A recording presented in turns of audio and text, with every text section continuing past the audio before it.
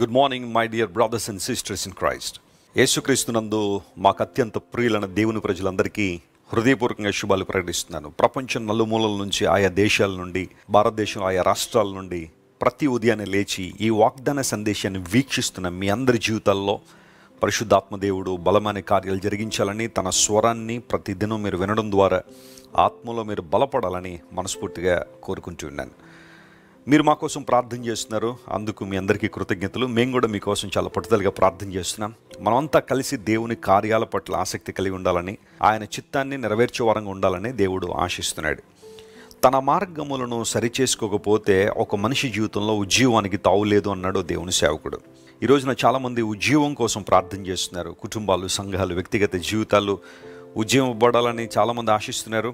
అయితే మన మార్గాలు సరి చేసుకుని దేవుని మార్గములో నడిచినప్పుడు మాత్రమే ఉజ్జీవాన్ని స్పష్టంగా మనం చూడగలం. ఈరోజు వాగ్దాన సందేశం కోసం కనిపెడుతున్నారు కదా, పరిశుద్ధ గ్రంథం తెరిచి 105వ కీర్తన 40వ వచనాన్ని ఈరోజు ధ్యానాంశంగా మనం చదువుకుందాం.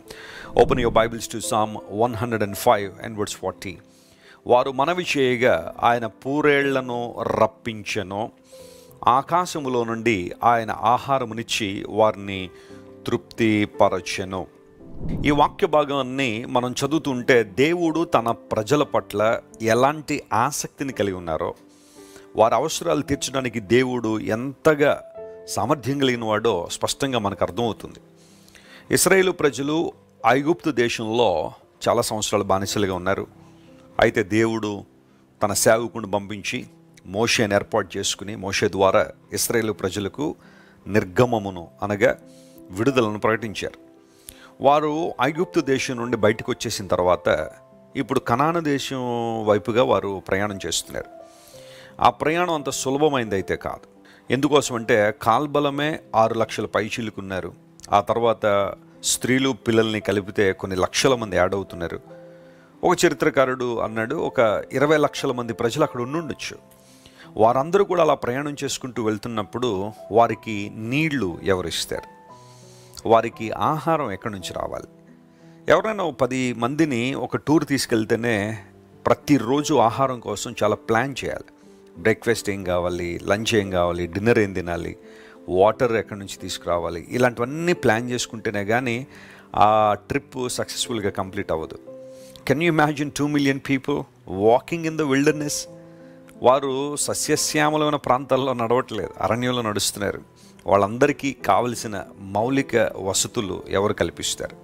వారందరికీ కావలసిన అవసరాలు ఎవరు తీరుస్తారు అని ఆలోచన చేస్తే దేవుడే ఆ బాధ్యతను తీసుకుని వారికి ఏ సమయానికి ఏది కావాలో అవన్నీ కూడా దేవుడే ప్రొవైడ్ చేస్తూ వాగ్దానం చేశాడు. కాబట్టి కనాను దేశంలోనికి వారు నడిపిస్తానని దేవుడు మూలపితరులకు వాగ్దానం చేశాడు. కాబట్టి ఆ వాగ్దాన నెరవేర్పు కోసం దేవుడు తన ప్రజల్ని నడిపిస్తున్నాడు. ఒకరోజున వారంతా కూడా మాకు మాంసం కావాలని ఏడ్చారు, మొర్రపెట్టారు. వారు మనవి చేయగానే మాట మనం చూసాం కదా.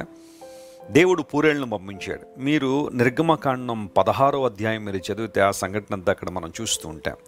మాంసం తినాలని ఆశ వారికి కలిగింది. దేవుడు పూరేళ్లను వారి మధ్యకి తీసుకొచ్చాడు. క్వేల్స్ దేవుడు పంపించాడు. ఆ పంపించిన విధానం కూడా ఎలా ఉందంటే, నేల మీద నుండి 2 మూరలు ఎత్తుపడ్డాయంట. అంటే సుమారుగా 3 అడుగులు. ఎంత దూరం పడ్డాయి అంటే 1 దిన ప్రయాణం అంత దూరం, 30 కిలోమీటర్ల పైన. బైబిల్ ప్రకారం 1 దిన ప్రయాణం అంటే 20 మైళ్ళు, that is close to 30 kilometers. అంత దూరం పూరేళ్ళు వచ్చి 3 అడుగుల పైన ఆ పాళెలోకి వచ్చి పడిపోయి ఉన్నాయి. దేవుని ఆజ్ఞకు అవి ఎలా లోబడ్డాయో ఆలోచన చేస్తూ ఉంటే చాలా సంతోషం అనిపిస్తుంది. సృష్టి దేవుని మాటకి ఎంత చక్కగా లోబడుతుంది. ఆకాశం, భూమి, అందల సమస్తము దేవుని ఆజ్ఞకు లోబడుతున్నాయి. దేవుని మహిమపరుస్తూ ఉన్నాయి.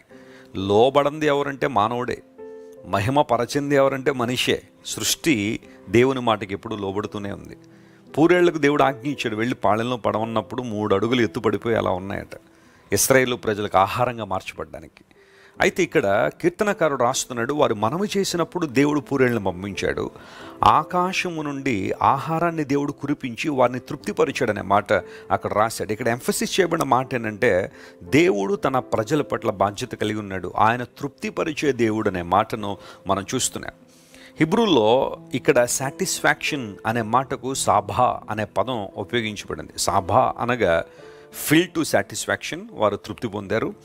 ఇంకా ఆ మాటను కొంచెం లోతుగా ధ్యానం చేస్తే కొంతమంది వెక్కసం అయిపోయింది అంటారు చూసారా, సమృద్ధితో ఇంకా చాలు, ఇంకా నేను తినలేను, లేకపోతే నేను చాలా ఎక్సెస్ జాయ్తో ఉన్నాను, ఓవర్వెల్మింగ్ అనే పదం వాడతాను చూసారా.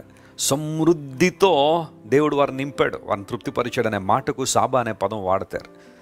దేవుడు కేవలం వారి అవసరాన్ని తీర్చడం మాత్రమే సమృద్ధినిచ్చాడనే ఆ మాటను మనం అర్థం చేసుకోవాలి. మన దేవుడు మనల్ని తృప్తిపరిచే దేవుడు.